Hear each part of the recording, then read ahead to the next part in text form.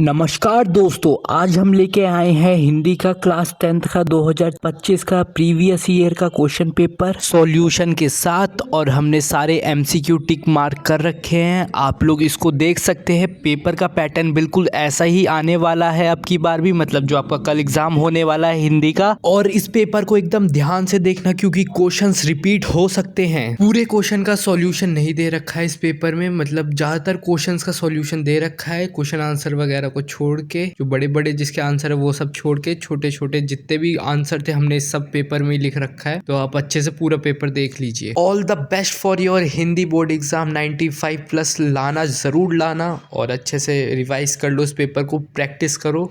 जो जो इधर क्वेश्चन दे रखे हैं इस पेपर में सारे प्रैक्टिस करो। और अब वीडियो को लाइक कर देना और चैनल को सब्सक्राइब कर देना और बेल नोटिफिकेशन ऑन कर देना, जिससे आगे वीडियो की नोटिफिकेशन आप तक पहुंच सके। थैंक यू, धन्यवाद, बाय बाय।